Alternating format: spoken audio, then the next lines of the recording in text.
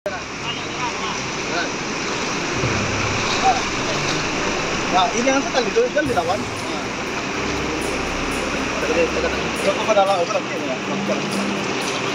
Dengan menggunakan tali, sejumlah petugas gabungan dari Rescue Basarnas, BPBD, PMI, TNI, Polri, dan masyarakat mengevakuasi satu persatu wisatawan yang terjebak air bah saat berwisata di kawasan Sungai Bange, Kota Padang, Sumatera Barat. Proses evakuasi pun berlangsung dramatis karena debit air sungai yang cukup deras sehingga menyulitkan petugas. Proses evakuasi berlangsung hingga 2 jam. 7 orang wisatawan tersebut berhasil dievakuasi dalam kondisi selamat. Sebelumnya, ke-7 orang wisatawan tersebut berwisata ke Sungai Bange. Namun ketika hendak kembali pulang, debit air sungai tiba-tiba meluap akibat hujan deras yang mengguyur hulu sungai hingga mereka terjebak. Setelah kami tanya ke si supir langsung, beliau melaksanakan aktivitas mandi di lubungan laut di atas. Jadi beliau berangkat sekitar pukul 14 sampai di posko, kemudian naik ke atas sampai di tempat pemandian sekitar pukul 14.30. Jadi setelah beliau mandi, kemudian turun dan cuaca di hulu sudah hujan, kemudian terjebak. Kalau untuk kondisi supir waktu pas ditemukan ini seperti apa, Dan? Kalau untuk kondisi, alhamdulillah semuanya sehat, aman. Tetapi ada dari 7 supir tadi ada yang tidak bisa berenang. Jadi beliau memutuskan untuk bertahan menunggu. Dari Padang, Sumatera Barat, Budi Sunandar, iNews melaporkan.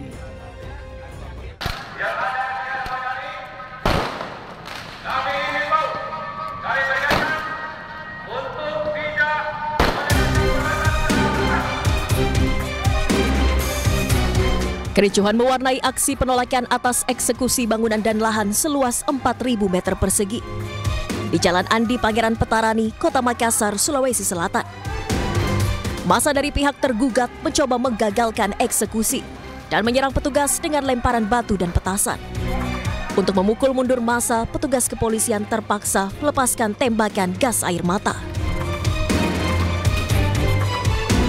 Kasus sengketa bangunan dan lahan seluas 4.000 meter persegi di Jalan Andi Pangeran Petarani ini disebut sudah terjadi sejak tahun 1996. Pihak penggugat mengaku sudah memenangkan kasus di pengadilan. Sementara menurut tergugat, putusan sengketa belum final dan masih dilakukan banding di pengadilan tinggi. Para pihak, baik penggugat maupun tergugat, itu ada kesepakatan bahwa pihak pemohon eksekusi itu tidak boleh lagi melanjutkan eksekusinya karena pihak termohon merasa putusan kemenangan itu diduga ada izin palsu dan mereka sudah lapor ke Mabes Polri. Sebanyak 900 personel kepolisian dari Polrestabes Makassar diterjunkan ke lokasi untuk mengamankan aksi penolakan agar situasi kembali kondusif. Berdasarkan permintaan dari Pengadilan Kota Makassar terkait mengenai masalah permintaan bantuan pengamanan pelaksanaan eksekusi hari ini, alhamdulillah sementara ini kita bisa saksikan berjalan dengan aman dan lancar. Setelah massa dipukul mundur, proses eksekusi kembali dilanjutkan dengan menggunakan alat berat di lahan seluas 4.000 meter persegi. Dari Makassar, Sulawesi Selatan, Yoel Yusfin, iNews melaporkan.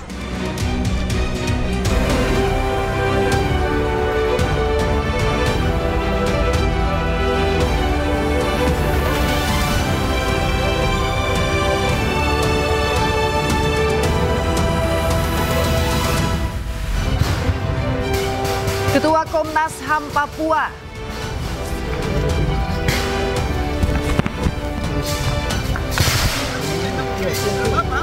terjebak baku tembak antara polisi dan KKB di distrik Moskona, Teluk Bintuni.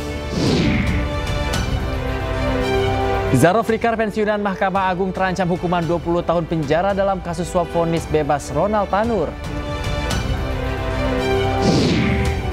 Presiden Prabowo Subianto tegur sejumlah direksi BUMN dalam rapat arahan strategis dan antara di JCC Senayan.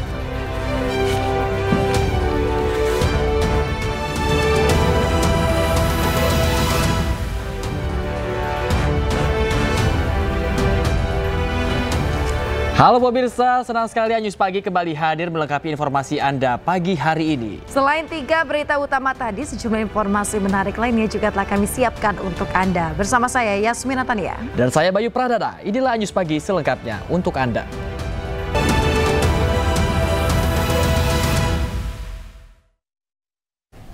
Pemirsa, kita awal informasi pagi hari ini terkait dengan kebakaran hebat menghanguskan rumah warga di Jalan Satangga, Kecamatan Bontoala, Kota Makassar, Sulawesi Selatan. Ya pemirsa, api diduga berasal dari korsleting listrik.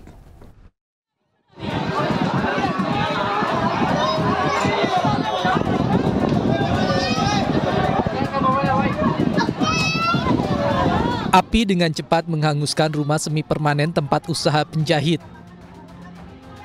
Kebakaran ini membuat warga panik dan berjibaku memadamkan api dengan alat seadanya.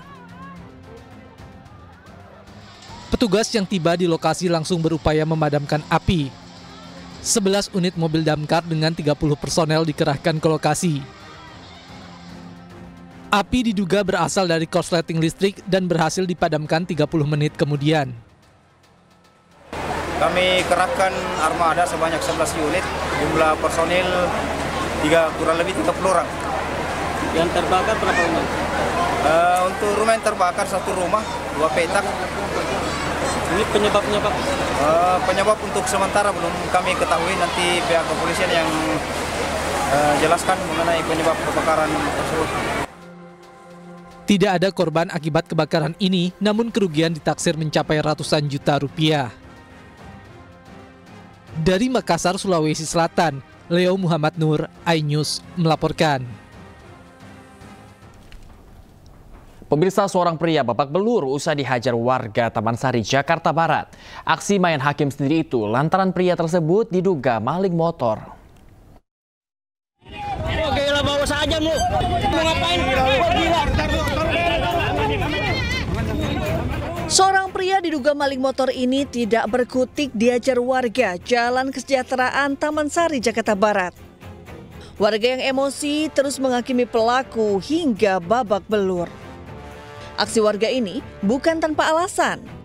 Pasalnya, saat digeledah, dari tangan pelaku ditemukan sebuah celurit dan kunci letter T.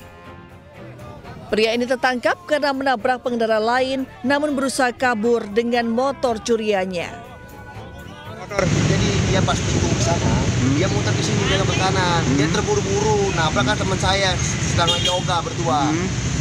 Nabrak, saya berhenti minta tanggung jawab. Yang tidak ada respon, buat tanggung jawab dia mau kabur, dia cegat. Nggak tahu dia ada punya bukti, barang-barang terbukti yang melanggar aturan. Celurit dan kunci T. Nah, gitu doang. Guna kepentingan penyidikan, pelaku selanjutnya dibawa ke Mapolsek Taman Sari, Jakarta Barat. Dari Jakarta, Miftah Fulgani, iNews melaporkan. Pemirsa, keributan terjadi saat sejumlah awak media mencoba meliput sebuah ruko yang diduga menjadi tempat penyaluran tenaga kerja bodong. Seorang pria yang tidak diketahui identitasnya tiba-tiba mengamuk dan juga menghalang-halangi wartawan yang tengah mencari berita. Lu mau nyapa? Gua nggak ada urusan sama lu. Juga ada urusan sama lu ya, cuma luar kawan. Keributan terjadi di Ruko Plaza Bekasi Jaya, Areng Jaya, Bekasi Timur. Sejumlah wartawan yang tengah meliput lokasi yang diduga menjadi tempat penyaluran tenaga kerja bodong tiba-tiba dihadang oleh pria tak dikenal. Selain memaki, pelaku juga sempat mengancam wartawan yang berujung pada ketegangan. Kericuhan baru mereda setelah seorang warga berusaha menarik dan menjauhkan pelaku dari lokasi ruko. Sementara menurut warga, ruko tersebut baru beroperasi sekitar 2,5 bulan dan dalam sehari ada saja yang datang ke ruko untuk mencari pekerjaan. Para pencari pekerjaan tersebut diiming-imingi langsung masuk dan bekerja setelah membayar sejumlah uang mulai dari Rp600.000 hingga jutaan rupiah. Kegiatannya apa Pak dia? Ya, nerima lamaran kerja, dijamin masuk. Sehari berapa orang Pak yang untuk melamar pekerjaan ini Pak? Ya paling sedikit, pokoknya di atas 5 Pak. Di atas 5? Iya, paling sedikit 5 orang kok saya perhatiin itu. Usai keributan, Dinas Ketenagakerjaan Kota Bekasi langsung mendatangi lokasi untuk melakukan pengecekan. Namun ruko berlantai 2 tersebut sudah kosong dan dikunci dari luar. Kami yang punya lokasi ya, domisili ada di Kota Bekasi, dan kami melakukan langsung ke lapangan. Ternyata di lapangan kita tidak bisa nih, sudah disegel, tidak bisa nemuin orangnya. Nah ini jelas-jelas bodong, kalau orang yang berizin tidak akan lari. Pihak Disnaker juga belum bisa melakukan penindakan karena tidak ada data baik dari lingkungan atau dari izin usaha. Dari Bekasi, Jawa Barat, Rahmat Hidayat, iNews melaporkan. Pemirsa, unjuk rasa penyelidikan kasus dugaan tindak pidana korupsi tambang nikel di Blok Mandiondo, Kabupaten Konawe Utara berlangsung ricuh. Massa mendesak segera ada penetapan tersangka dalam perkara yang merugikan negara hingga 5,7 triliun rupiah.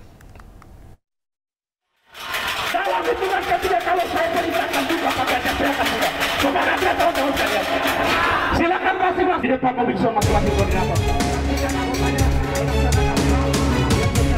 Massa yang tergabung dalam Garda Muda Anoa Sultra berupaya mendobrak pintu gerbang kantor Kejaksaan Tinggi Sulawesi Tenggara Senin siang. Sejumlah peserta aksi bahkan mencoba merangsek masuk dengan memanjat pintu gerbang kejaksaan. Aksi memanas karena massa emosi. Tidak ada satupun perwakilan kejaksaan yang menemui peserta aksi. Bahkan pintu gerbang ditutup rapat. Dalam unjuk rasa ini, massa mendesak Kejati Sultra segera melakukan penetapan tersangka terhadap Komisaris Perusahaan Tambang Nikel PT Lau Agung Mining dalam kasus dugaan tindak pidana pencucian uang dan korupsi tambang nikel di Blok Mandiondo, Kabupaten Konawe Utara, yang merugikan negara hingga 5,7 triliun rupiah. Sejumlah perwakilan aksi akhirnya diizinkan masuk ke dalam kantor Kejati Sultra. Ketegangan pun sempat terjadi saat proses dialog antara perwakilan aksi dan penyidik kejaksaan. Tidak bisa langsung dengan penyidik. Kita tersangka.